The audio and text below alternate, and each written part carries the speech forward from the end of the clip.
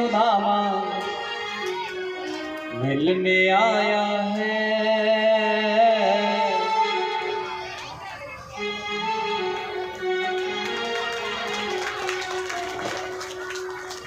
बहुत बधाई प्रिया को व्यास मंच से भागवत जी का सम्मान और स्वागत कर रहे हैं। प्रेम से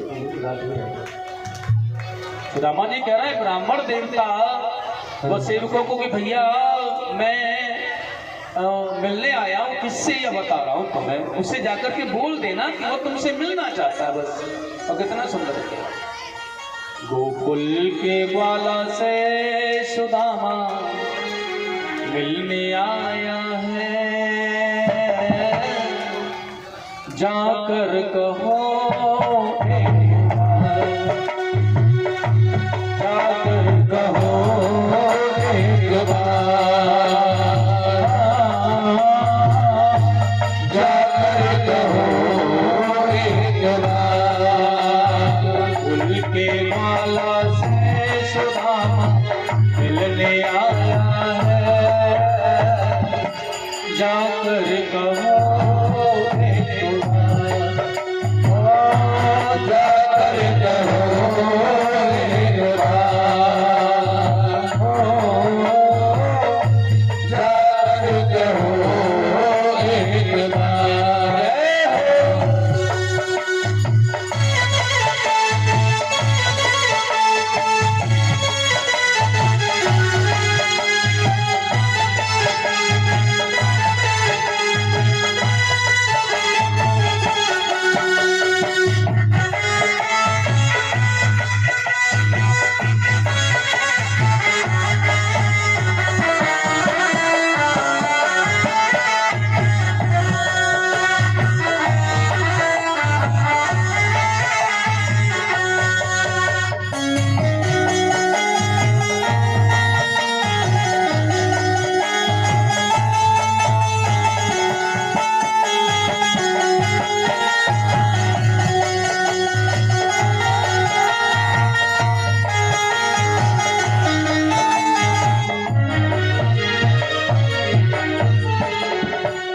गोकुल के ग्वाला से मिलने सुदामा आए हैं, ऐसा बोलना उन्हें।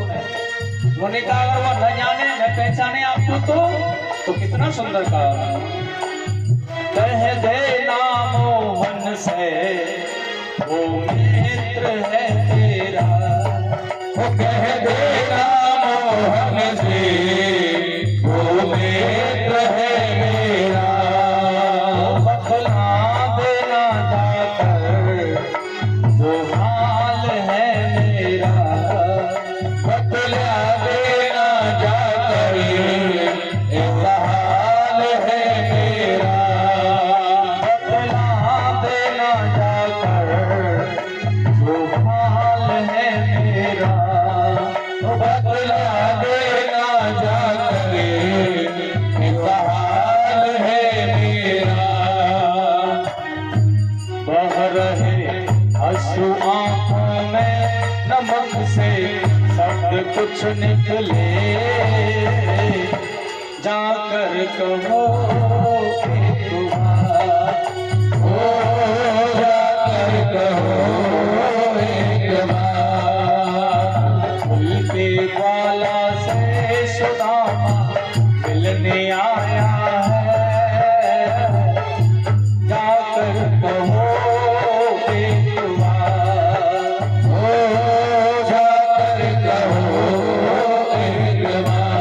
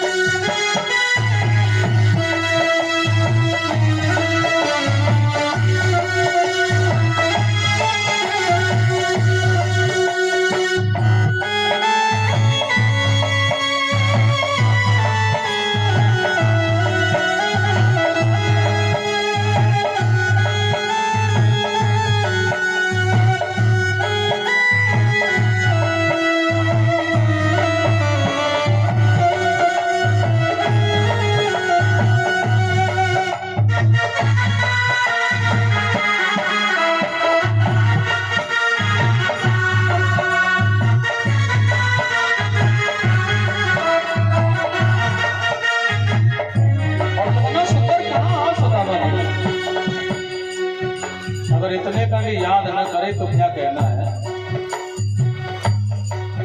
कुछ याद दिला देना वो बचपन की बात है, कुछ याद दिला देना वो बचपन की यादें, कुछ याद दिला देना वो बचपन की बात है, कुछ याद दिला देना वो बचपन की बात है। खुशियाँ भरे वो दिन सहरत भरी रात है, खुशियाँ भरे वो दिन सहरत भरी रात है। चरणों में जाकर के मेरी तस्वीर ये रखना,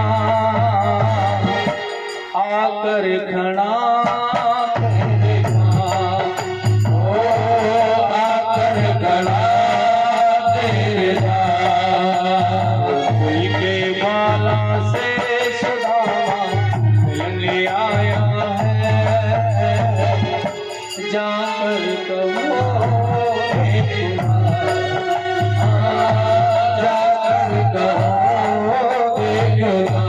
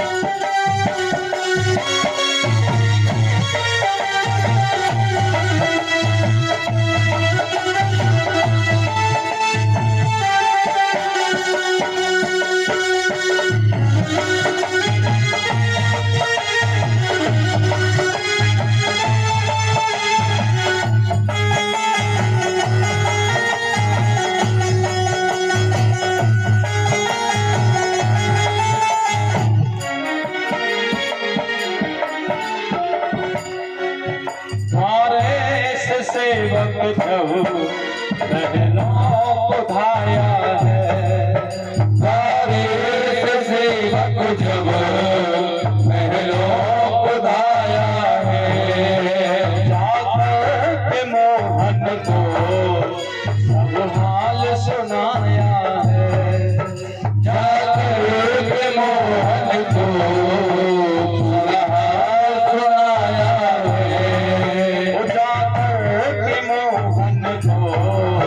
सब हाल सुनाया है, जाकर के मोहन को सब हाल सुनाया है।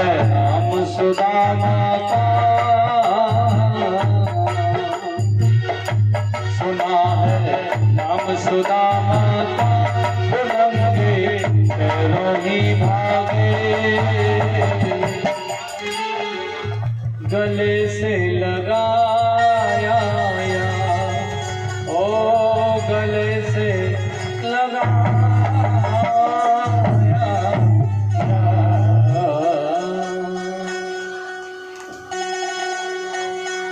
शीश पगान जगा तन में प्रभु, जाने की आए बसे के ही ग्राम, धोती फटी सी लटी लुपटी और आय उपाहन की नहीं शाम। द्वार खड़ो दुज दुर्बले रहा चक सो वसुधा अविराम, पूछत दीन दयाल को धाम, बतावत आपनो नाम सुधामा। और ये 500 रुपए का दान दे रहे हैं विनोद बाबू टेम्पू वाले, बहुत बहुत धन्यवाद।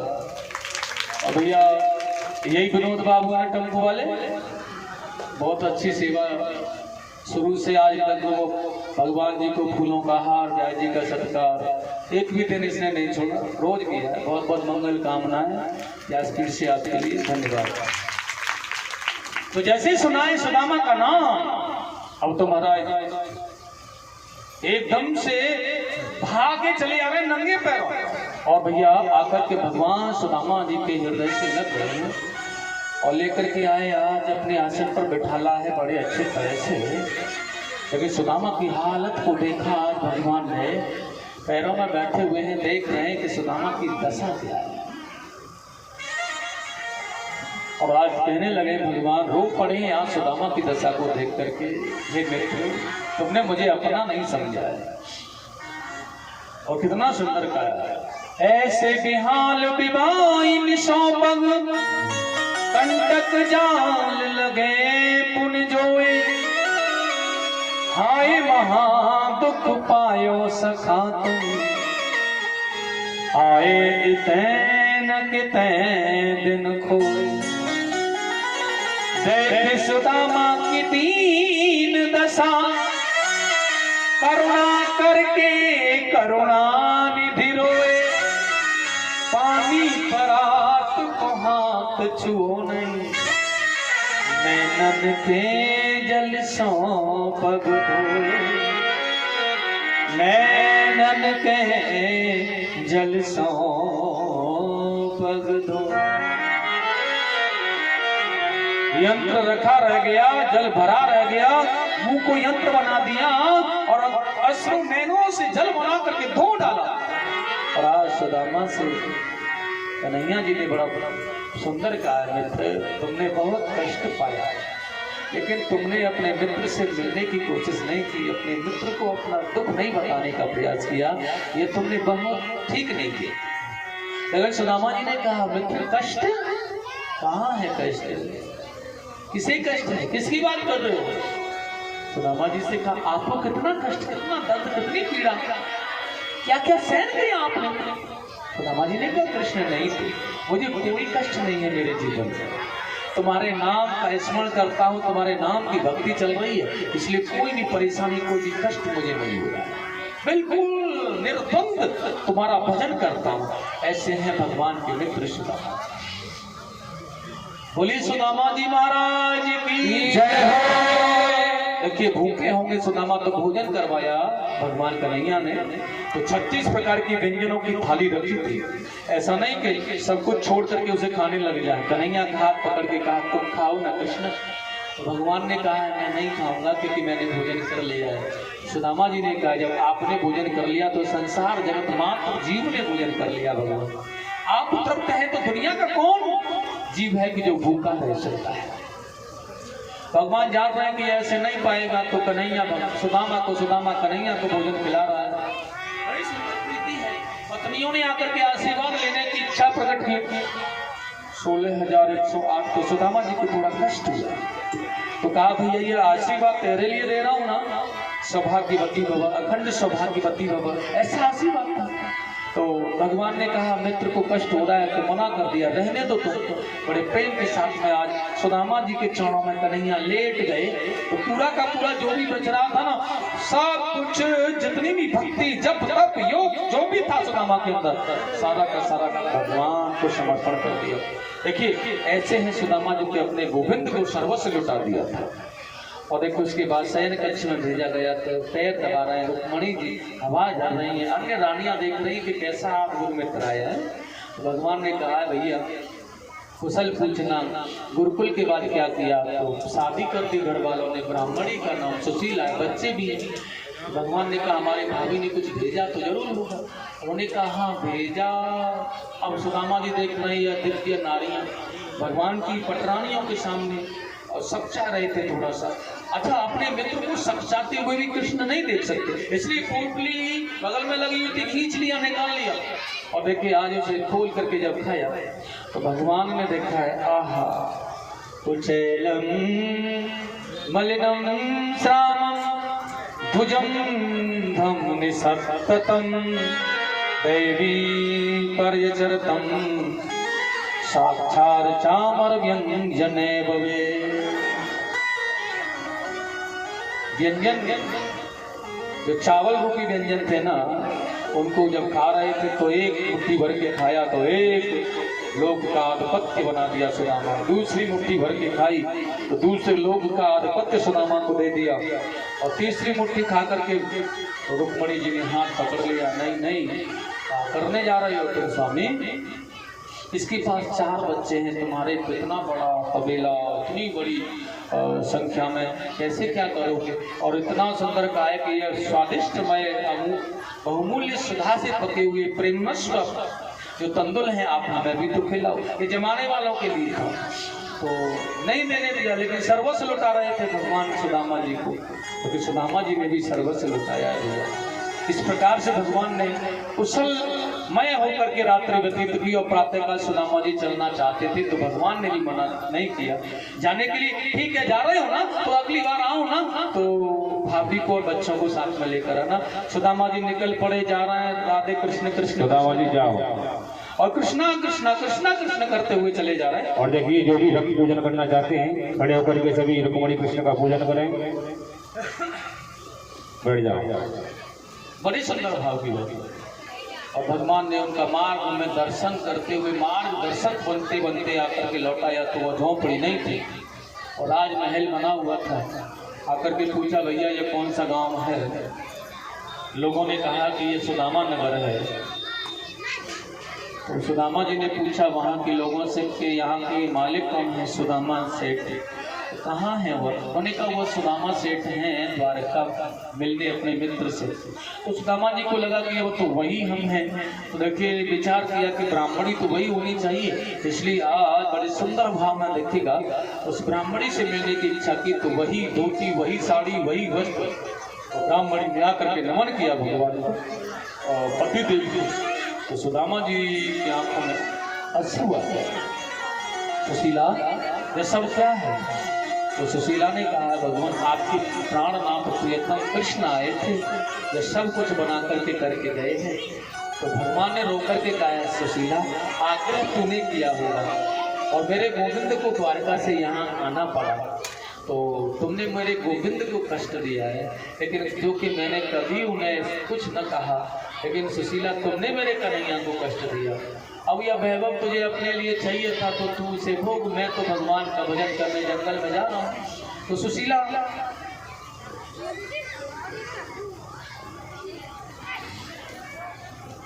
तो देखिए सुशीला ने रो करके कहा है, प्राणनाथ प्रियतम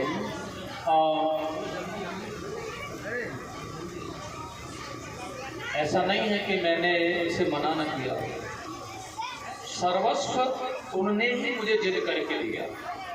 तो भगवान ने भी आकर के सुदामा जी से कहा है, भैया सुदामा ये सब मेरा दिया हुआ है, ये धन, ये ऐश्वर्य, ये सर्वस्व पाने के बाद भी जीवन में जीव भजन कर सकता है। अच्छा, ये धन को पाने के बाद में भजन करने में रुचि और मन लगे तो ही मानो कि अच्छा जीवन चल रहा है। बिल्कुल गरीब होकर के आप भजन करने की व्यवस्था करें कि भैया ठाकुर जी की शरण में चलो, यही कुछ कर सकते तो क्या। अमीर होने के बाद में भी भगवान का ख्याल रहे, जीवन में भगवान के प्रति भाव लगे, कुछ दान कुछ तर्पण कुछ भगवान के लिए कर पाए तो मानो कि भगवान।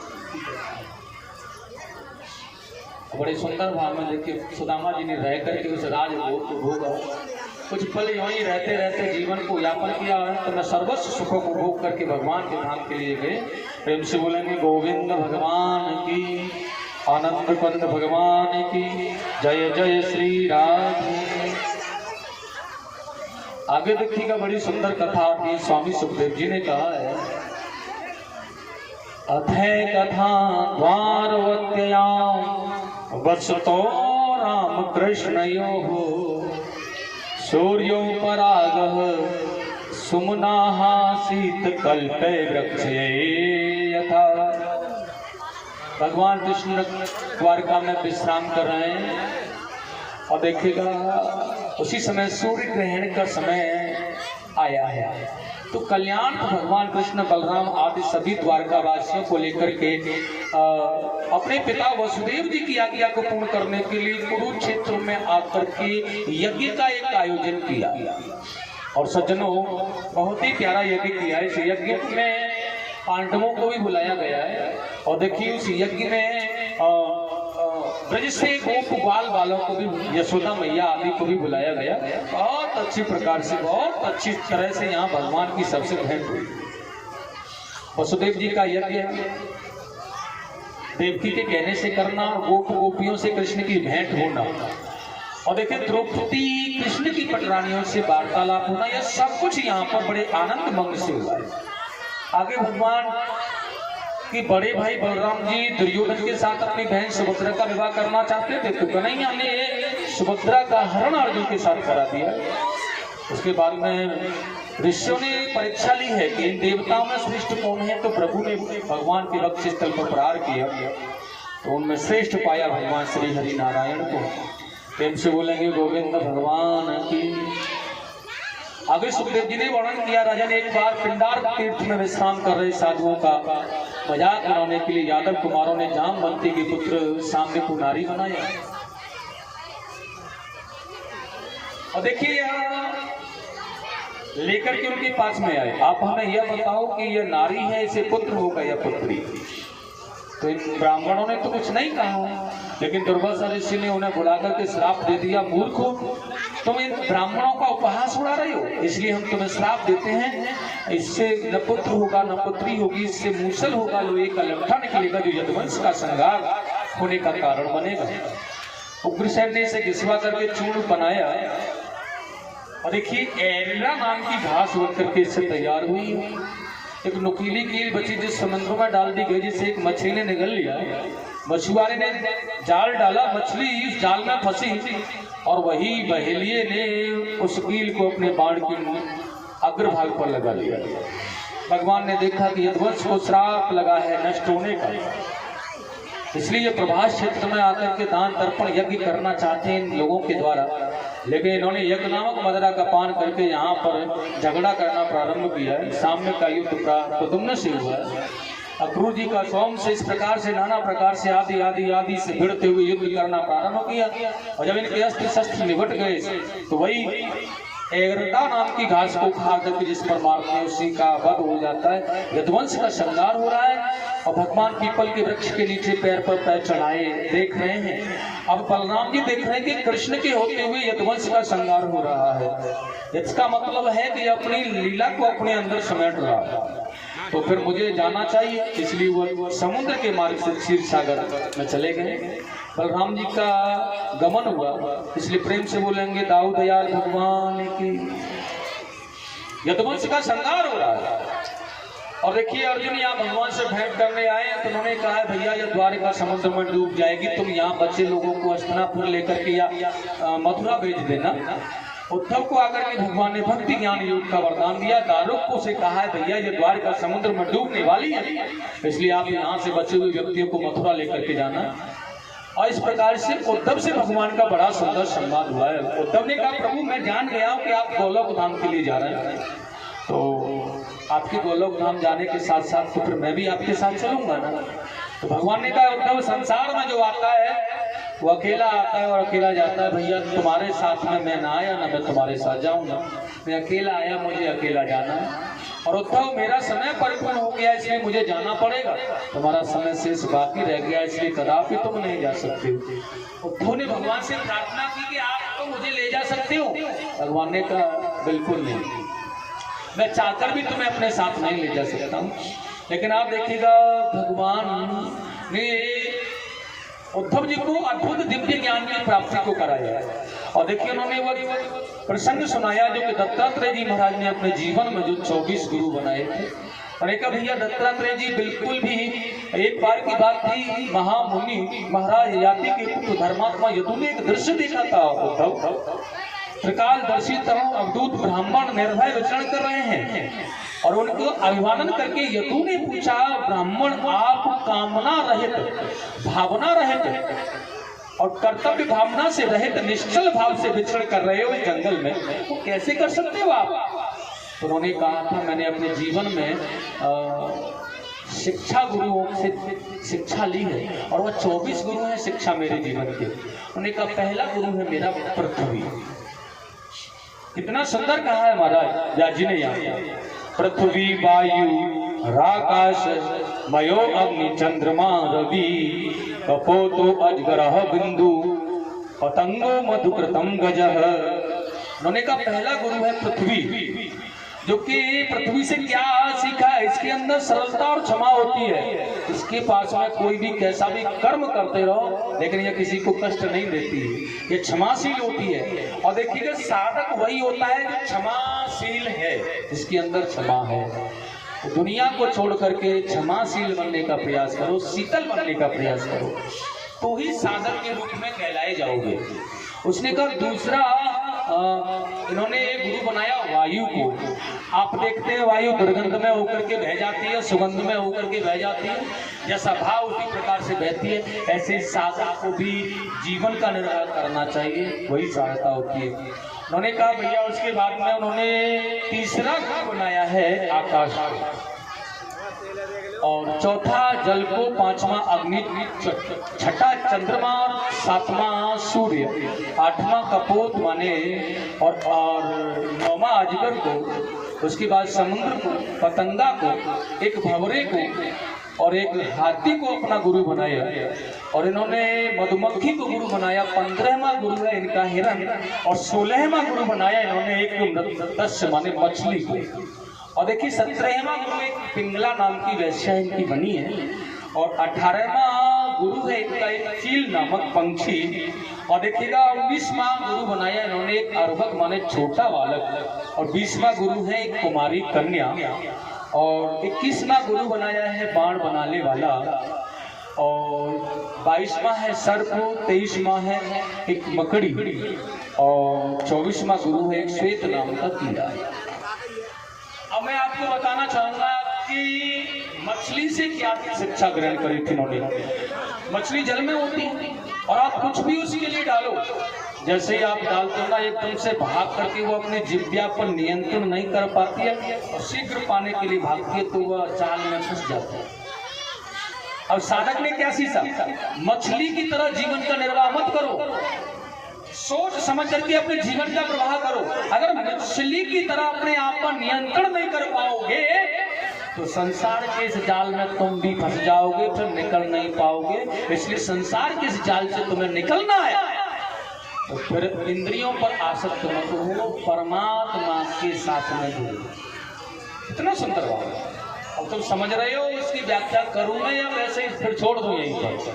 समझने का प्रयास करो तो कुछ कहूं नहीं, बेकार बतने से क्या फायदा, समय आपका हो ही गया है कथा का। तो देखिए, समझने का प्रयास करें, मैंने क्या समझाने का प्रयास किया, क्या कहा है। अब कुछ समझने वाला ही समझता है, ऐसी बात करो। ये 500 रुपए का दान ये बनिया नाम से कोई दे रहा है, और बहुत धन्यवाद उनके जीवन में। और देखिएगा आगे मैं आपको बता रहा हूँ कि उन्होंने अपने जीवन में एक पिंगला नाम की वैश्या को गुरु बनाया है। अच्छा, उससे क्या सीखा? मैंने कहा वो पिंगला वैश्या पूरे रात भर अपने ग्राहक का इंतजार करती रही, और उसका कोई ग्राहक नहीं आया तो उसे एकदम से घृणा हुई जीवन से। मैंने इतना स्नेह इससे किया है, संसार से इतना संबंध, इतना स्नेह मैं परमात्मा से अगर करती तो वह मुझे छोड़ के न जाता, मेरे पास रहता। तो उससे देखिएगा, उसे यह चेतना मिली, उसे यह भाव मिला, तो उसने सर्वस्व छोड़ करके भगवान को अपना ही बना लिया, अपना ग्राहक ही परमात्मा को ढूंढ लिया उसने, और सर्वस्व उसी पर लुटा बैठे। इसलिए साधक को चाहिए ऐसी साधना करना है, संसार को छोड़ करके परमात्मा में हो जाओगे तो ठाकुर जी तुम्हारे सारे कलेशों और भयों को दूर कर देगा। अच्छा, एक बात का ध्यान रखना है, उसने एक बाण बनाने वाले को गुरु बनाया है। क्या शिक्षा ली है? नहीं तो एक बाण बनाने वाला बाण की अग्रभाग को पीट रहा था। एक राजा सवारी होकर के निकल के गया, सेना चली गई, पीछे से मंत्री ने आकर पूछा, भाई यहाँ होकर के राजा की सवारी गई? उसने कहा भैया हमें नहीं पता है। उन्होंने कहा तू यहीं तो बैठा था? उन्होंने कहा बैठे थे, लेकिन ध्यान कहाँ था? उन्होंने कहा ध्यान था उस वो जो अग्रभाग था बाण का, उसे बनाने में। तो ध्यान रखना है। और मैं आपको बार बार यही सिखाने का प्रयत्न करता हूँ ना। शिवानी का आपने कथा सुनी, मैंने पूछा कहाँ चलेगी, कोई पता नहीं कहाँ चले, तो कथा सुनी नहीं। देखो कथा और साधक कैसा होना चाहिए, कथा का रसास्वादन कैसा चलना चाहिए कि अपने पास न होकर के कोई भी निकल जाए और कोई भी पास आकर के बैठ जाए तो उसका ध्यान न रहे, उसे पता ही न चले कि हमारे पास कौन बैठा है और हमारे 550 का निकला कौन है और कौन आया है, ऐसा मान करके चले जीवन में कि एक मान साधक और श्रोता हम ही है, ऐसा हमें लगे और करुणा से भगवान की कथा सुनते रहे, उसे कहते हैं साधना। ऐसा साधक का जीवन होना चाहिए। उन्होंने कहा एक सर्प ने भी गुरु बनाया, एक सर्प को भी गुरु बनाया, तो उससे क्या शिक्षा ली? उन्होंने कहा भैया ये सर्प जो होता है ना दूसरे के बिल में घुस जाता, जाकर स्वयं मेहनत नहीं करता। उन्होंने कहा साधक को उसी प्रकार से जहाँ मिल जाए वहीं रह ले और जहाँ से खटपट हो जाए वहीं से चल पड़े। इसलिए साधक को अधिक संग्रह करने की आवश्यकता नहीं है। अगर साधक बन करके संग्रह करोगे तो बरतने वाला खाने वाला कोई और होगा और तुम साधना से वंचित हो जाओगे, कुछ कर नहीं पाओगे। आगे उन्होंने बड़ा सुंदर कहा भैया, एक मकड़ी को गुरु बनाया अपने जीवन में। क्या से चली, आप देखते हैं मकड़ी ऐसे जाल रोहित करती है और जाल में लटकती है और झूलती है, फिर वही मकड़ी जब मन हो जाता है पूरा झूल करके प्रसन्न मस्त हो जाता है, तो जैसे चलना चाहती है ना उसी जाल को अपने अंदर समेटती है और अपने अंदर समेट करके चली जाती है। नहीं कहा उसी प्रकार परमात्मा ने मकड़ी रूपी जाल बनाया संसार को, है? और इस संसार रूपी मकड़ी रूपी जो जाल परमात्मा ने बनाया ना, इसको बनाने के बाद रोने के बाद में वो खेल रहा है, इसमें कूद रहा है, आनंद ले रहा है। और जब देखा कि अब ये गड़बड़ होने वाला है, तुरंत ही इस जाल को समेट लेता है और महाप्रलय कर देता है और केवल वही एकमात्र रह जाता है, जैसे जाल को समाप्त करके मकड़ी रह जाती है। तो साधक को क्या करना चाहिए? संसार रूपी जाल को छोड़ करके जाल में लेने वाले आनंद रूपी परमात्मा की प्राप्ति करनी चाहिए, उससे बड़ा सार कोई और नहीं है। इस प्रकार से बड़े सुंदर भाव में इनके 24वें गुरु हैं श्वेत नाम के कीड़े। एक भृंगी ने एक कीड़े को पकड़ा और अपने बिल में डाल दिया। अब ढूंढने का प्रयास किया लोगों ने, मैंने कहा भैया कीड़ा भृंगी के बिल में गया, और जब ढूंढा तो वहां से भृंगी निकला, कीड़ा निकला ही नहीं। उन्होंने कहा कीड़ा कहाँ गया? उन्होंने कहा कीड़ा भृंगी का गीत गाते गाते भृंगी बन गया। मैंने कहा वो कीड़ा नहीं रहा। मैंने कहा क्या बन गया? तो उन्होंने कहा भृंगी बन गया। तो फिर हमें साधक को क्या सीखा? मैंने कहा साधक को परमात्मा का भजन करते करते करते करते करते करते परमात्मामय हो जाना चाहिए, इसलिए संसार को छोड़ देना चाहिए। यह कृपा है, यह 24वां गुरु। इस प्रकार से उद्धव को दिव्य ज्ञान दिया। भैया नारायण हरिभक्त की प्रथम यही पहचान, आप अमानी हो रहे और रन देते हैं मान। हमारा मान चला जाए तो चला जाए, हमें अपमानित होना पड़े तो हो जाए, लेकिन हमारे द्वारा कोई न हो ऐसा मान सम्मान करके चलना चाहिए। वह नारायण के भक्त होते। और कितना सुंदर कहा है स्वामी भगवान सुखदेव जी ने राजा परीक्षित।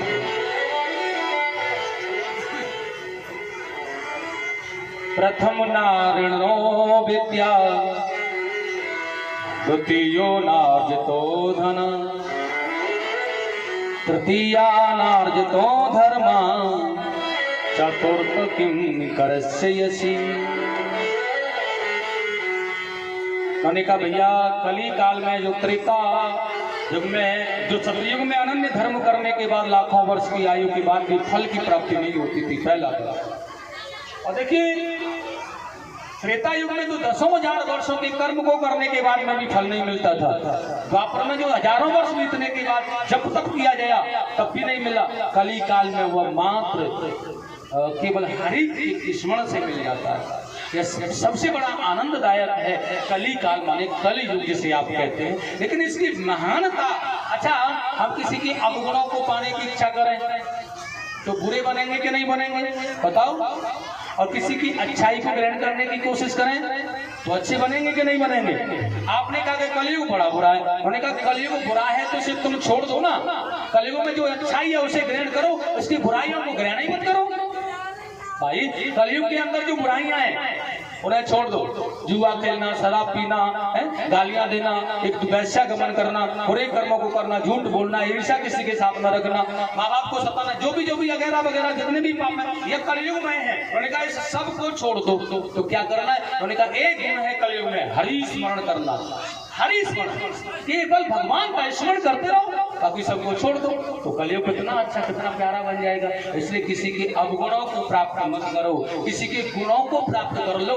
इसलिए कलयुग जैसे पापी के अंदर से गुण को प्राप्त करके भक्तों ने भगवान की कृपा को प्राप्त किया, भगवान के चरणों को प्राप्त किया। ऐसे हैं भगवान श्री हरि के भक्त। बोलिए गोविंद भगवान की। आगे गुरु महिमा के वर्णन का बहुत अच्छा व्याख्यान सुनाया भगवान कृष्ण ने उद्धव को। अंशा अवतार की कथा बड़े सुंदर भाव में प्रकाशित किया और अंत में अनेकों न अनेक उपदेश देकर के भगवान ने उद्धव से कहा, भैया तुम शेष जीवन मेरी कथाओं के माध्यम से, मेरे इस ज्ञान के प्रकाश से मैत्रेय मुनि के पास में व्यतीत करो। और देखिए बड़ा सुंदर आपका विदुर जी से संवाद होगा, उन्हें ये सारी बातें आपको बतानी होंगी। इस प्रकार कहकर के भगवान ने उन्हें विदा किया। और देखिए यहाँ देवताओं ने आकर भगवान से प्रार्थना की है, आपके 125 वर्ष पूरे हो गए भगवान, आप गोलोक धाम के लिए जाना चाहते हैं या नहीं? आपने ये निर्धारित समय दिया था अपने लिए द्वापर युग के अंत में। तो भगवान ने कहा, देवताओं तैयारी करो कि मैं गोलोक धाम के लिए प्रस्थान करना चाहता हूँ और सावधान हो जाइए। राजा परीक्षित सुखदेव जी कहना है, अब ये तुम्हारे कृष्ण जिन्होंने बाल लीला करके धर्म की रक्षा की, वही परमात्मा कृष्ण इस लोक से गोलोक के लिए प्रस्थान करने के लिए जा रहा है। बिजली से कड़की धमाका सा हुआ, गुंजायमान देव दिव्य पुंज यहाँ से प्रकाशित होकर के गया और सीधा गोलोक धाम के लिए प्रस्थान कर गया। प्रेम से बोलेंगे गोविंद भगवान की जय, आनंद कंद भगवान की जय, जय जय श्री राधे।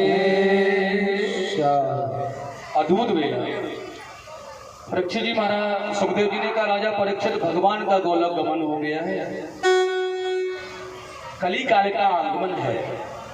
और देखिए कलयुग में वो विशेषताएं बता रहे हैं भैया, कलयुग में अनगिनत पाप होंगे, अनगिनत पाप। धीरे धीरे कलयुग बढ़ता जाएगा। सबसे पहले क्या होगा, ये राजा लोग जो है ना, ये लंपटी हो जाएंगे, चोर हो जाएंगे, पाप करने वाले दुराचारी हो जाएंगे। जब राजा जो धर्म करने वाले हैं वो प्रजा का शोषण करेंगे, हरण करेंगे, तब धीरे धीरे फिर प्रजा भी वैसे ही बन जाएगी। सबसे पहले सने सने राजा बढ़ते जाएंगे, धीरे धीरे धर्म की हानि होती जाएगी, राजा पापी बनते जाएंगे, चोर चक्के होते जाएंगे और अपने स्वार्थ के लिए प्रजा को लूट देंगे, उसके बाद में स्वयं प्रजा का शोषण करेंगे, ऐसे राजा हो जाएंगे।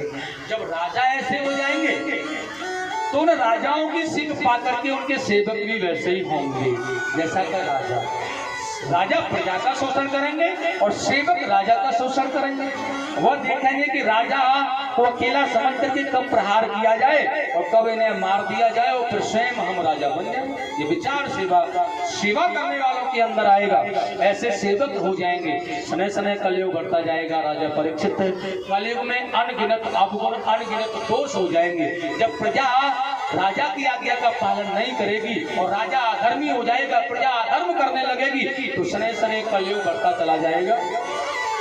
कलयुग में जाति कुल धर्म नष्ट हो जाएगा। स्वेच्छा माने अपनी इच्छा से विवाह होने लगेंगे। माता पिता की आज्ञा का पालन करने वाला कोई न होगा। माता पिता को कटुता भरे वचन सुनाने वाले जीव संसार में रह जाएंगे। वह कली काल का प्रथम चरण है, आज हमें देखने के लिए भी मिल रहा है। अगर पिताजी कुछ सीधी सीधी बात कहे ना तो आंख निकाल के पड़ता आज भी मिल रहा है। अभी कली काल माने कलयुग माने प्रवेश किया है अभी कलयुग में।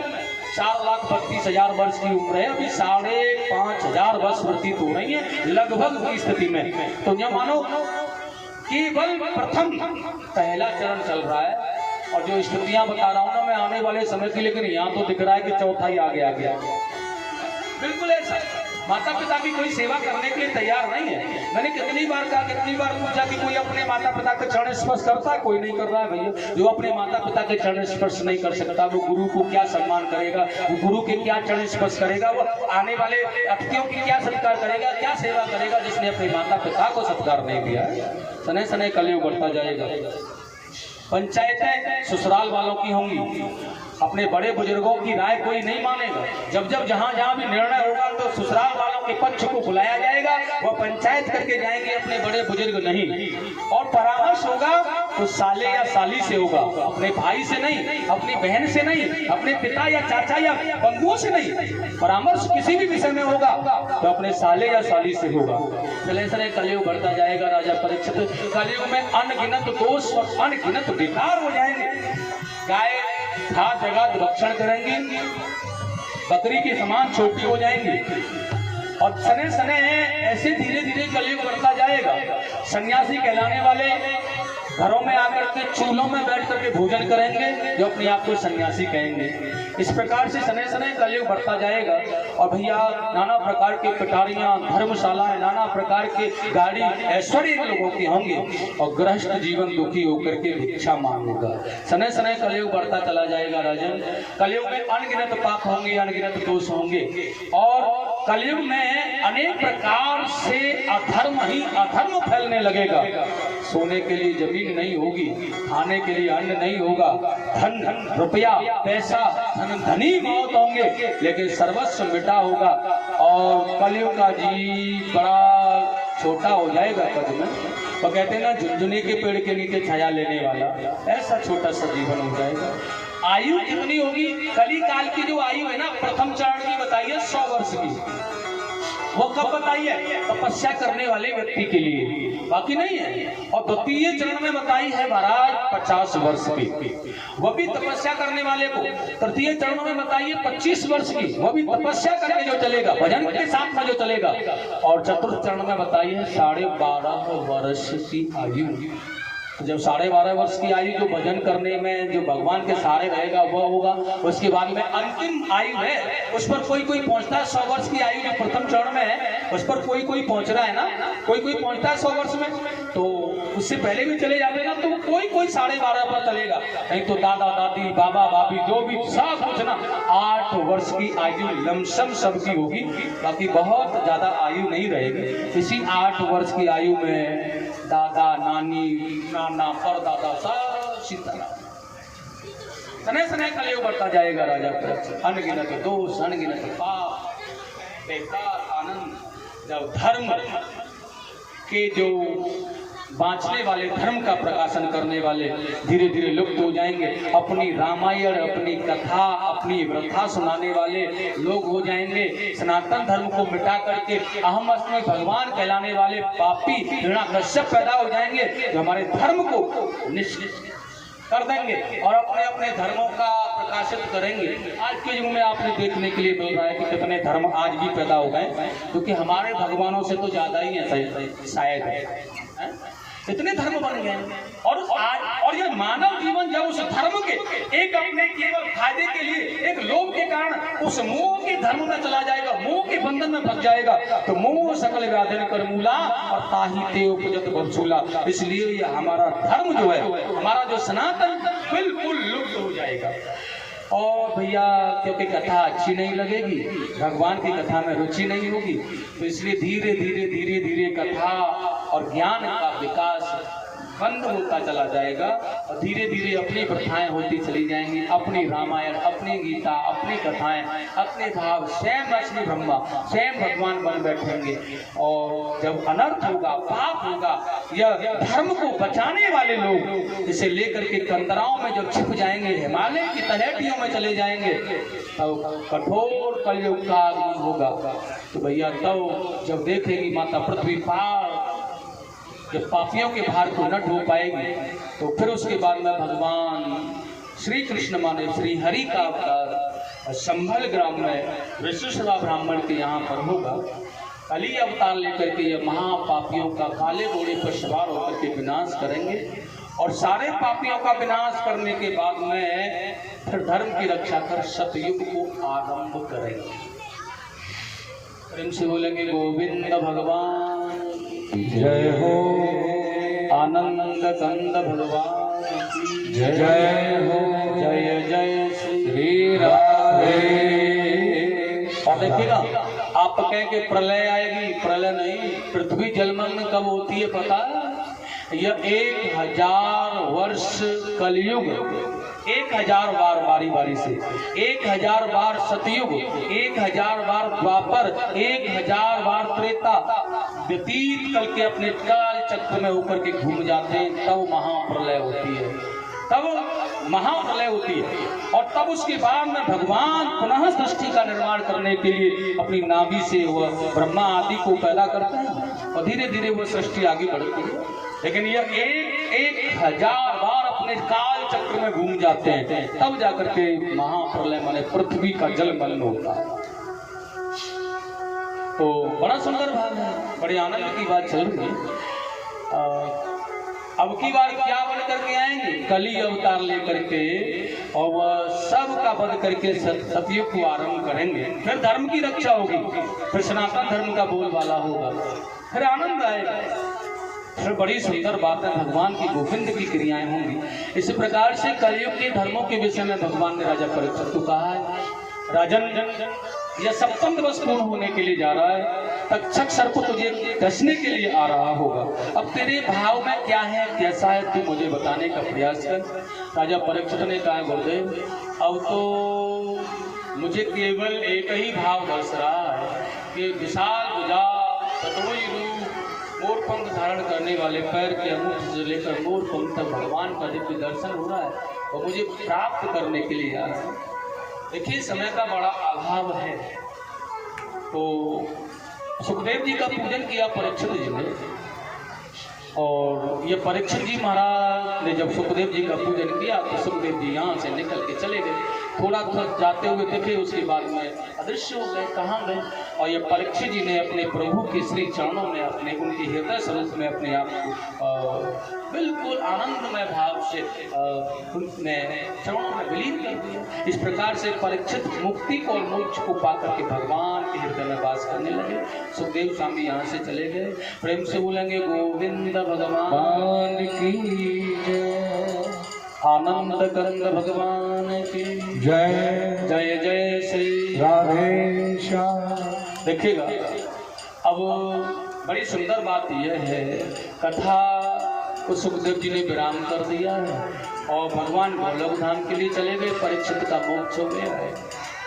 जन्मेजय ने नाना नाना भांति से यज्ञ आदि किया है, ऋषियों ने उसे बंद कराया है, आदि नाना प्रकार के धर्मों का अनुसरण करता हुआ उसने जन्मेजय ने धर्म की रक्षा की और प्रजा का पालन किया। देखिए भैया, सबसे पहले श्रीमद् भागवत जी में महात्मा की कथा से प्रारंभ होता है। तो महात्मा माने होता है अपने जीवन में जिसे प्रभाव करना चाह रहे हैं उसकी समझ करना है। हमने घर बनवाया, इससे फायदा क्या होगा, जिस नौकरी को लगा रहे हैं उससे लाभ क्या है, जिस बिजनेस को किया है उससे क्या फायदा होगा, इसके विषय में जानना ही महात्मा होता है। और श्रीमद् भागवत का महात्मा आपने सुना था, ज्ञान भक्ति वैराग्य की पुष्टि है, और बड़ा ही पावन भाव था वो आत्मदेव गोकर्ण और धुंधकारी का उद्धार। तो समझना है, देखिए पापियों से भी पापी होने के बाद में धुंधकारी भगवान की कथा का पान करके भवसागर से पार हो गया। इस प्रकार के महात्माओं की कथाओं के माध्यम से हमने यह जाना कि श्रीमद् भागवत में क्या सर्व है, क्या शक्ति है, क्या सत्य है, और इससे क्या मिल सकता है। माने कि धुंधकारी के जैसा भी पापी हो तो श्रीमद् भागवत रूपी सत्य ज्ञान पाले तो वह भी मोक्ष को प्राप्त कर सकता है, भगवान का बन सकता है। और देखिएगा उसके बाद में व्यास जी का सरस्वती तट पर विचार करना, नारद जी का पूर्व वृतांत कह के सुनाना और उन्हें श्रीमद् भागवत के लिए प्रेरित करना, भगवान का उन्हें आकर के चतुर्थ श्लोकी देवी भागवत को देना, और यह व्यास जी का 18,000 श्लोकों में उसे विवरण करना। और भागवत जी में प्रवेश कर कुरुवंश का वर्णन, दुर्योधन का वध, द्रौपदी के वह जो पुत्र थे उनका अश्वत्थामा के द्वारा मारा जाना, अश्वत्थामा को बांध कर लाना, द्रौपदी की पुकार और सुभद्रा के पुत्र की रक्षा भगवान ने कर, बड़े सुंदर भाव में देखेगा ये क्रिया। देव जब भगवान ने भीष्म को का उद्धार किया, कुंती के द्वारा बड़ी सुंदर स्तुति गाई, तो भगवान ने कुंती को वरदान देने की इच्छा प्रकट की। तो क्या मांगा? उन्होंने कहा मुझे केवल यह वरदान दो कि मेरे जीवन में दुख मिले, यही मांगा था या कुछ और मांगा था? उन्होंने कहा भैया परमात्मा से वियोग तो मांगो ही मत, और यह वियोग बना करके जा भी रहा है तो कहो हमें दुख दे दो, क्योंकि दुख में यह जल्दी आ जाता है। फिर तो परीक्षित का जन्म, परीक्षित को श्राप ऋषि श्रृंगी के द्वारा, और अपने पुत्र जन्मेजय को राज देकर के गंगा तट पर ब्राह्मण आदियों के द्वारा कथाएं सुनना, सुखदेव जी के प्रवचन के माध्यम से भगवान की पूजा करना और 7 दिवस में उसकी मुक्ति को करना, सृष्टि का विवरण, भगवान के अवतारों की कथा, कर्दम जी का विवाह देवभूति के साथ 9 कन्या, एक पुत्र कपिल का अवतार, और ये 500 रुपए का दान इसी बीच में रोज से चक्की वाले कर रहे हैं। और देखिए उसके बाद में आपूर्ति का विवाह रुचि के साथ में यज्ञ दक्षिणा नाम के पुत्र आदि 12 पुत्र हुए उनके यहाँ। उसके बाद में प्रसूति का विवाह प्रजापति दक्ष से, तो उनके यहाँ 16 कन्या जिनका विवरण, जिनमें सती चरित्र का वर्णन भगवान शिव। और वहां से आपने ये सीखा था कि श्रद्धा विश्वास के साथ में जमकर चले तो जीवन में सफलता मिल सकती है, क्योंकि सती जी भगवान को छोड़ के गई तो वहां जल के नष्ट होना पड़ा, क्योंकि सती है श्रद्धा और शिव है विश्वास। इसलिए विश्वास के सहित श्रद्धा को अपनाओ जीवन में तो कल्याण होगा, और श्रद्धा और विश्वास को अलग कर दोगे तो फिर जल करके नष्ट होना पड़ेगा, मरना पड़ेगा। श्रद्धा को कोई नहीं अपनाएगा।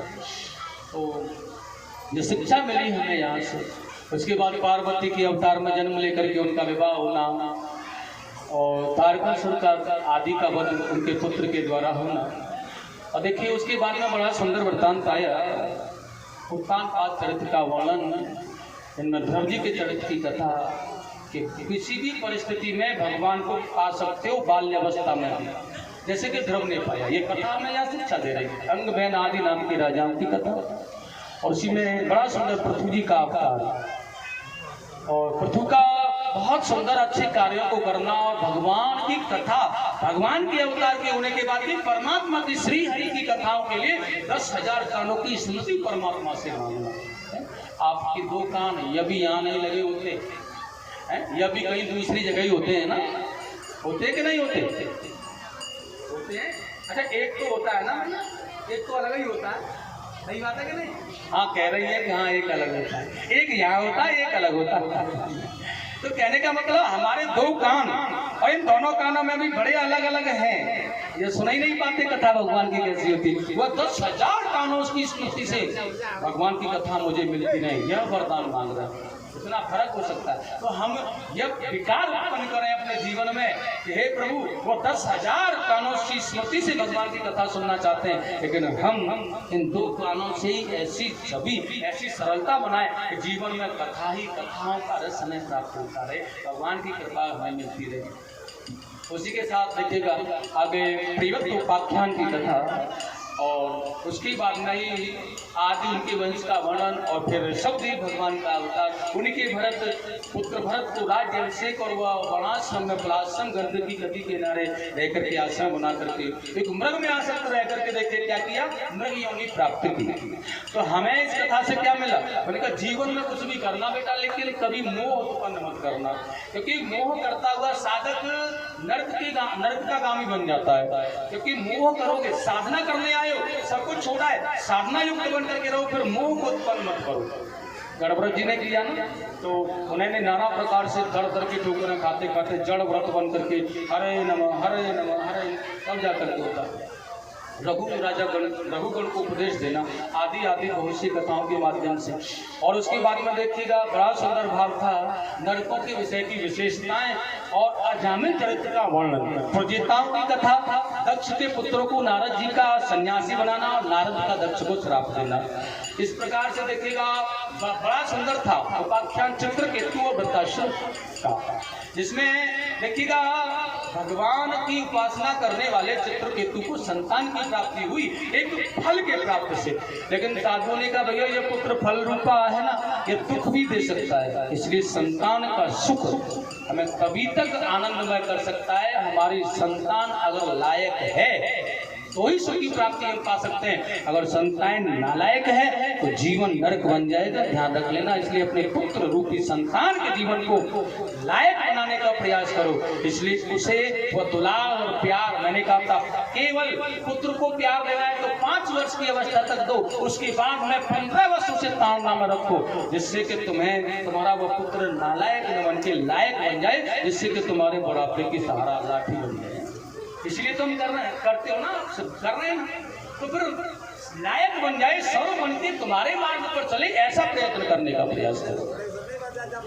और उसके बाद में तो भैया लेकिन क्या हुआ था, दुख रूपा बना था ना, चला गया तो छोड़ करके। उसके बाद में वो प्रतासुर बन करके आया और ऐसे ऐसे अंदर के हाथों भगवान के धाम के लिए गया।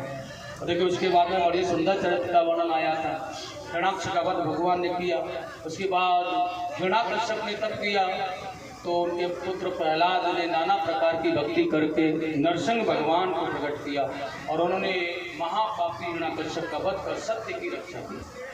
वर्णाश्रमों के धर्म की विशेषताएं, वर्णों में क्या क्या किस को क्या करना चाहिए, ब्राह्मण को क्या, क्षत्रिय को क्या, वैश्य शूद्र को क्या, स्त्रियों को क्या, ब्रह्मचारियों को क्या, वानप्रस्थ को क्या, सन्यास को क्या, मैंने सब आपके लिए बताया था। लेकिन आज के युग में सब विपरीत चल रहा है ना, इसलिए धर्म पीछे हटा हुआ चला जा रहा है। तो कोई भी वर्णाश्रम अपने वर्ण के हिसाब से नहीं चल पा रहा, उसे कर ही नहीं पा रहा, इसलिए धर्म पीछे हो रहा है, अधर्मी आगे बढ़ते हुए चले जा रहे हैं। यही विशेषता है, क्योंकि हम अपना कार्य अपनी ईमानदारी और सत्यता से नहीं कर रहे हैं, इसलिए धर्म पीछे और अधर्मी आगे बढ़ रहे हैं।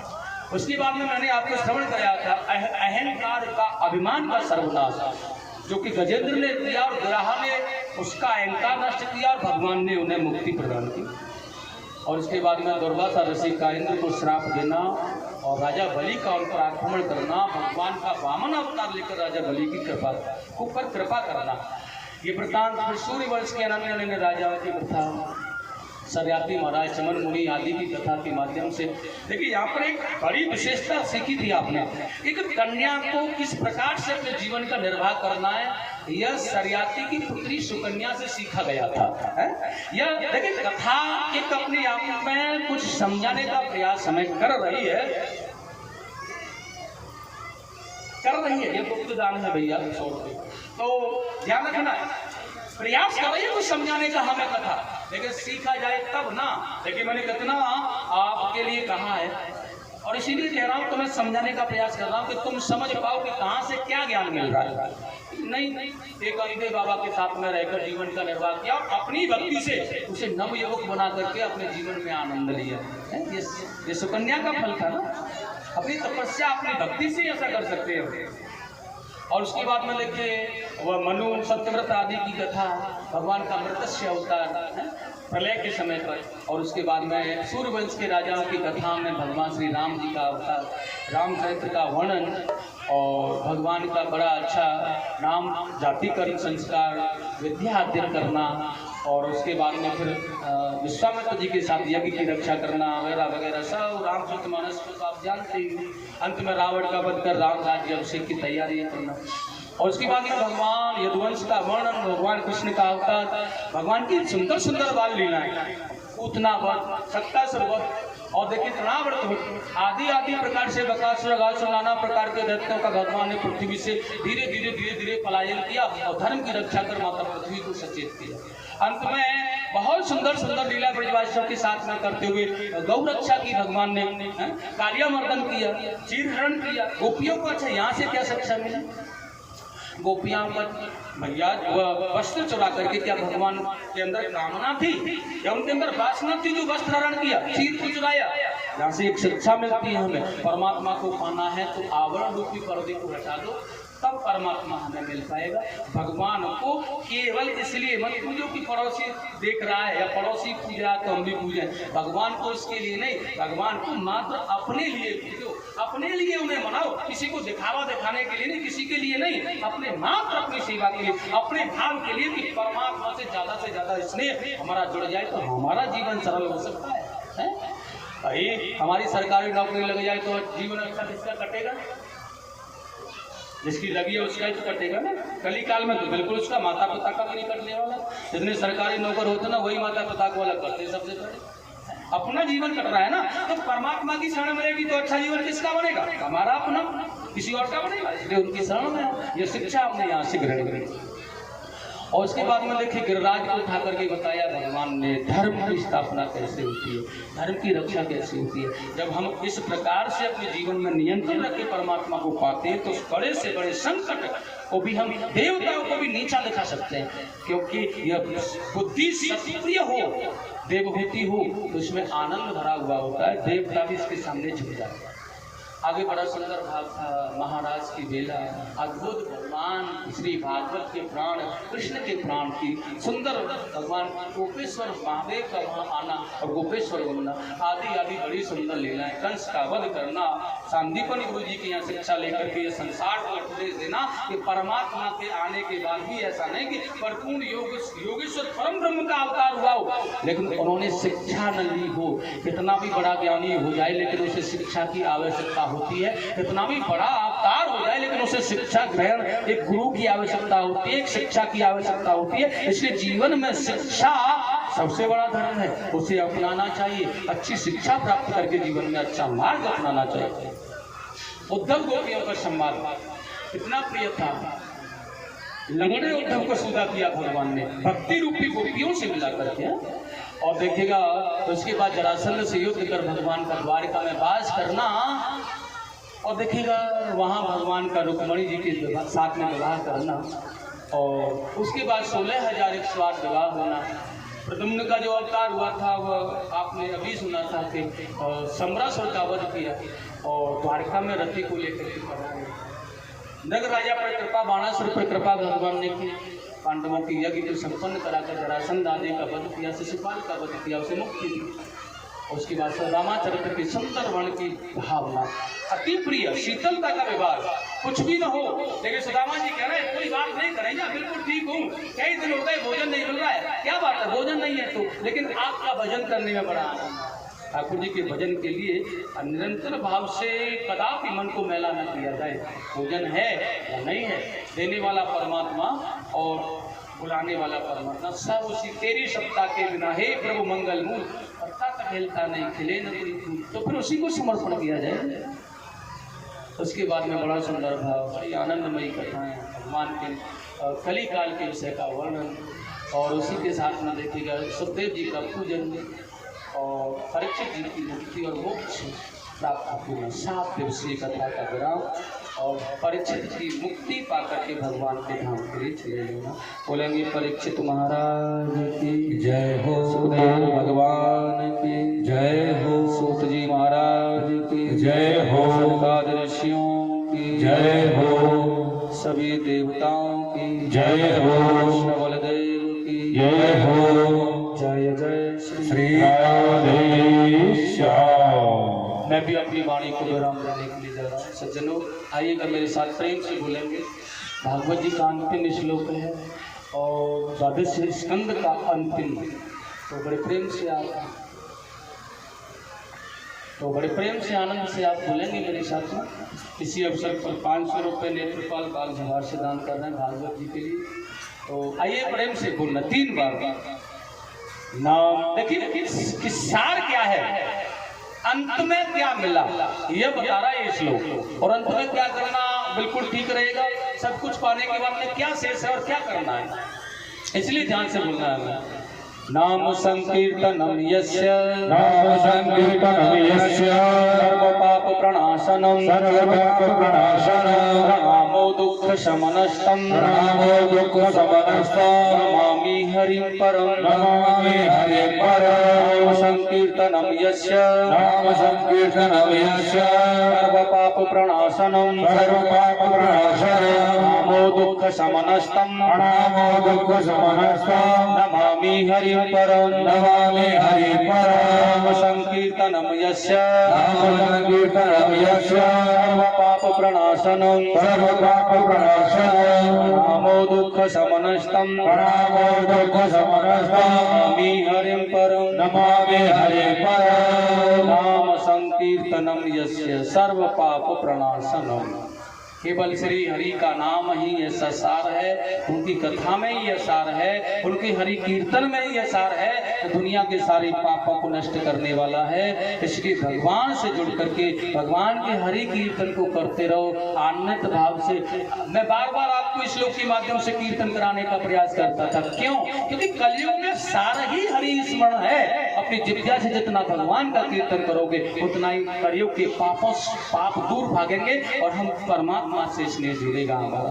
लेकिन नहीं बोलो तो क्या है, बंद मुंह करके बोलो तो क्या, आप निकल जाए। मुंह खोल के बोलोगे तो भगवान का नाम अंदर और पाप बाहर, लेकिन मुंह खोल के बोलो, इसलिए मुंह खोल के। तो देखिएगा बड़े प्रेम के साथ में आज यह भगवान की कथा का 9 दिवसीय जो कथा का भाव चल रहा था, यह विराम समापन तो मैं नहीं कह सकता, अब इसी में विश्राम करने जा रहा हूँ, क्योंकि कथा कभी समाप्त नहीं होती हैं, कथा कभी समापन उनका होता ही नहीं। और यह नवदर्शीय कथा का प्रवचन का भाव था, आध्यात्मिक भाव था, तो यह विराम होने जा रहा है। तो क्योंकि परीक्षित का उद्धार मोक्ष हो गया है, सुखदेव जी भी विराम करके चले गए भैया, क्योंकि केवल मात्र परीक्षित ने ही तो श्रवण करने की इच्छा प्रकट की थी ना, अन्य और कोई भी करता तो वहां बैठे रहते, परीक्षित चला जाता, मुक्ति पाकर वो सुनाते रहते, लेकिन परीक्षित का भाव था वो पूरा हो गया। जब परीक्षित का भाव पूरा हो गया तो उसने पूजन भी कर दिया, महाराज बस यही ठीक है, क्योंकि मुझे वो मिल गया जिसे मैं पाना चाह रहा था 7 दिन में, इसलिए सुखदेव जी का विराम अन्यथा चल। इसलिए केवल ये समापन नहीं, केवल विराम स्थिति में जा रहा है श्रीमद् भागवत, वो तो आजीवन चलता रहेगा और चलता रहेगा, इसका कोई विराम नहीं। हरि अनंत हरि कथा अनंत। तो भैया मैं अपनी वाणी को विराम देने के लिए जा रहा हूँ, उससे पहले श्रीमद् भागवत की कथा का यह श्रेय सारे बाहर से आने वाले श्रोताओं को प्रदान करता हूँ कि आपके इस भगवत पांडाल की शोभा को उन्होंने दूर से आकर के बढ़ाया है। तो मैं प्रार्थना करता हूँ ईश्वर से कि इनके जीवन में मंगल कामनाएं आए और ऐसे सत्कर्म यह कराने की इच्छा प्रकट करते रहें। उसके बाद मैं यहाँ पर श्री ये भगवान की कथा का श्रेय जवाहर बाग वाले लोगों को, सबको, और किसी व्यक्ति विशेष का नाम नहीं है, सभी को प्रदान करता हूँ। सभी के जीवन में मंगल कामनाएं, माता बहन नौजवान साथी सबको जीवन भर आनंद मिले और ऐसी कथाएं आगे भी होती रहें। शायद परमात्मा कोई न कोई आकर के कहता ही रहे और हम न कहें, ऐसी जीवनमय कथाओं में इनका साथ बना रहे, ऐसी ईश्वर से परमात्मा से प्रार्थना करता हूँ। और इसी के साथ में देखिए कथा का श्रेय परीक्षित जी महाराज उनके पत्नी से मैं प्रणाम करता हूँ, क्योंकि मुख्य श्रोता के रूप में रहे। इसके बाद में देखिएगा श्रीमद् भागवत की कथा का श्रेय मैं यहाँ पर उपस्थित सभी कार्यकर्ताओं को, नौजवान साथियों को, सभी को दे रहा हूँ। अलग अलग सबका नाम नहीं जानता हूँ, 2-4 का नाम जानता भी हूँ, तो फिर यह हो जाएगा कि सबका नाम नहीं लिया, इसलिए शेष सबका नाम, बैठ जाओ अभी नीचे, सभी का नाम नहीं दे रहा, अलग अलग प्रकार से सबका नाम थोड़ा थोड़ा प्यार से। तो सबके मंगल। अब की बार विशेष रूप से बात कहूँ तो देखिए यह विनोद, संजय, चंद्र प्रकाश, इन लोगों ने बड़े वो था, एक लड़का क्या नाम वो नरेंद्र का था, क्या नाम था, अभी चला गया, आज मैंने कहा था क्यों जा रहा भाई, वो कल तक रहा। इन 4 लोगों ने बड़ी अच्छी और बहुत अच्छी प्रीति से इसमें भाग लिया, बहुत अच्छा आनंददायक। और भी बहुत से बच्चे हैं, सभी हैं, ललित हैं और आदि नाना प्रकार से, अलग सबका नाम नहीं पता है भाई। सबके लिए ये सारे नौजवान शिष्य मंडली जो श्रीमद् भागवत कमेटी जो भी है, जैसे जैसे वगैरह वगैरह सबको श्रीमद् भागवत की कथा का श्रेय मैं प्रदान करता हूँ कि आने वाले समय में इसी प्रकार से श्रीमद् भागवत की कथा को नियंत्रण रूप से बनाए रहने का आशीष और आशीर्वाद दे रहा हूँ। बाकी तो इनकी बुद्धि कैसा काम करती है यह जाना, क्योंकि बुद्धि का कोई पता नहीं, मन का कोई पता नहीं कब बदल जाए। सारी कथा का श्रेय आप लोगों में वितरण, आपका दिया हुआ प्रसाद आपको ही समर्पण। बोलिए जय जय श्री राधे श्याम। मैं अपनी वाणी को विराम करने के लिए जा रहा हूँ। आचार्य जी के द्वारा सर्वप्रथम परीक्षित जी भगवान का पूजन करें, भागवत जी का आकर, उसके बाद में बारी बारी से नीचे ही माताएं पूजन कर लेना, ऊपर ना आ सके तो समय का थोड़ा कम समय रह गया है, इसलिए सभी कुछ नीचे पूजन करें, कुछ ऊपर आकर के पूजन करें, प्रेम से धीरे धीरे पूजन करें सभी भक्त भागवत अच्छा, जी का पूजन करें। ये नहीं कर रहे हैं तो तुम लोग आकर के करो, पूजन प्रारंभ करो। और देखिए बोलो गोविंद भगवान की जय हो। व्यास जी महाराज के YouTube चैनल श्री रामेश्वर पाठक जी को सभी सब्सक्राइब करें। आने वाला आगामी कार्यक्रम व्यास जी का 20 सितंबर से नजापुगढ़ दिल्ली में होगा। सभी भक्त घर बैठे YouTube चैनल पर लाइव कथा सुन सकते हैं। इसके लिए सभी भक्त महाराज जी के YouTube चैनल श्री रामेश्वर पाठक जी को लाइक करें, सब्सक्राइब करें और अपने रिश्तेदारों से भी सब्सक्राइब कराएं। और घर बैठे ही 20 सितंबर से होने वाली महाराज जी की कथा नजाबगढ़ दिल्ली की प्रोग्राम को घर बैठे देखें सभी। बोले श्री गुरुदेव भगवान की जय जय। और सभी पूजन करें एक एक करके महाराज जी का।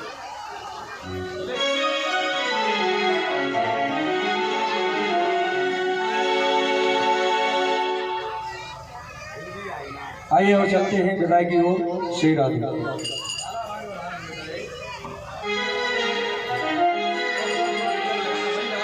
श्री राधे। हरे हरे।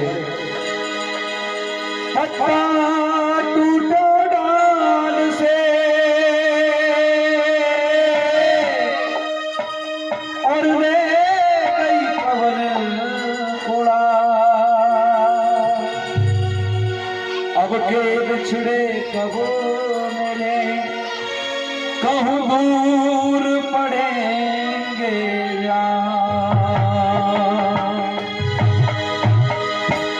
एक दिन मिल के बिछड़ जाए, एक दिन मिल के बिछड़ जाए, कैसी है दुनिया की रीत रे,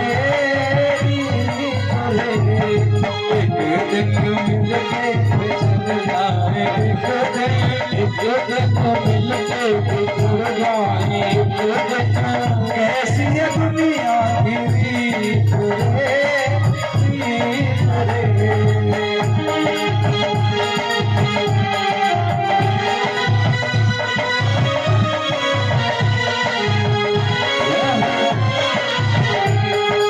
अपने पराए हो जाए एक दिन, अपने पराए हो,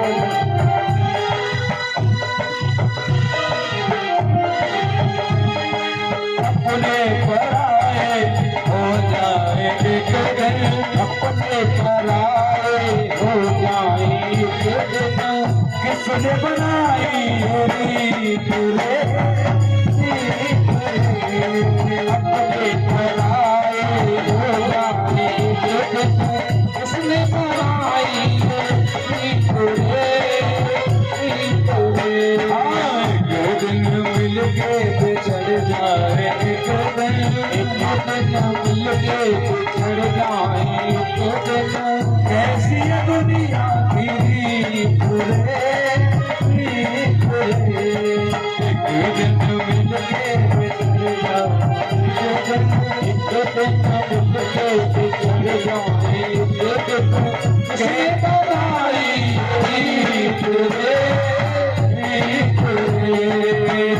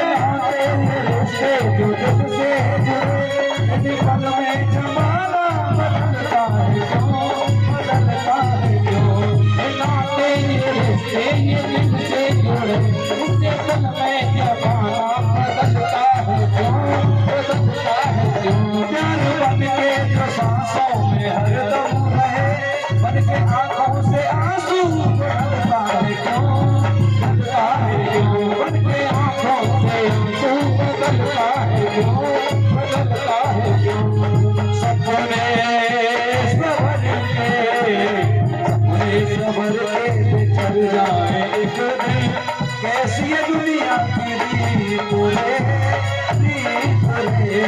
एक दिन मिल के बिछड़ जाए, एक दिन मिल के बिछड़ जाए, कैसी है दुनिया की रीत रे, रीत रे।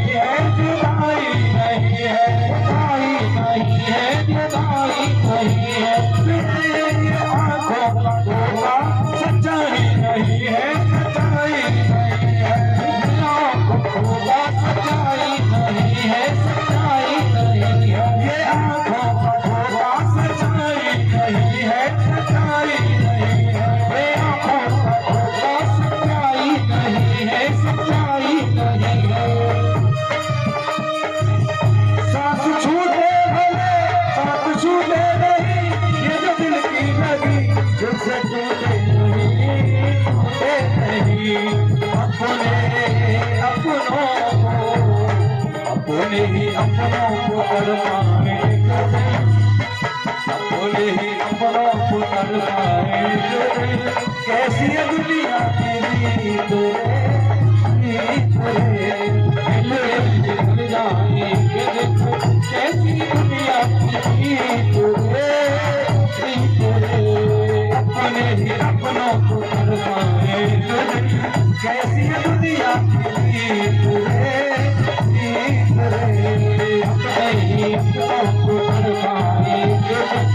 कैसी है दुनिया की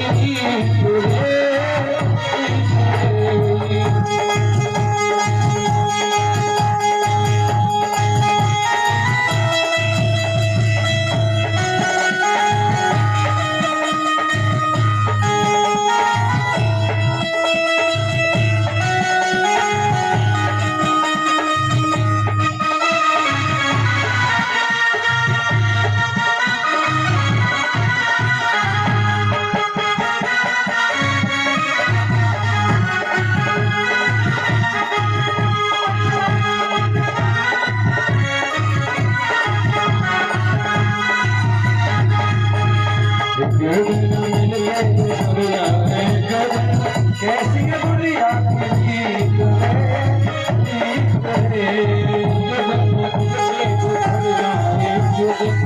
कैसी दुनिया की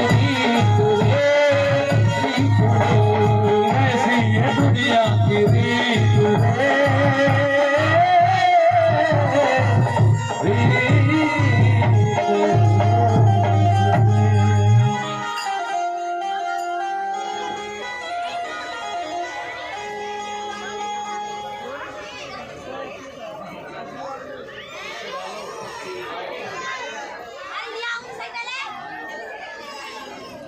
आइए सभी भक्त बारी बारी से व्यासी महाराज का पूजन करें और नाचते हुए झूमते चले भगवान के दरबार में। आइए बड़े भाव है प्रेम के साथ और ये जाट बाबा बाग जवार से राम कर रहे हैं। और नंद भवन में और नंद भवन में और नंद भवन में उड़े रही फूल प्यारी लगे नंद भवन में उड़े रही फूल प्यारी लगे नंद भवन में उड़े रही फूल प्यारी लगे नंद भवन में उड़े रही फूल प्यारी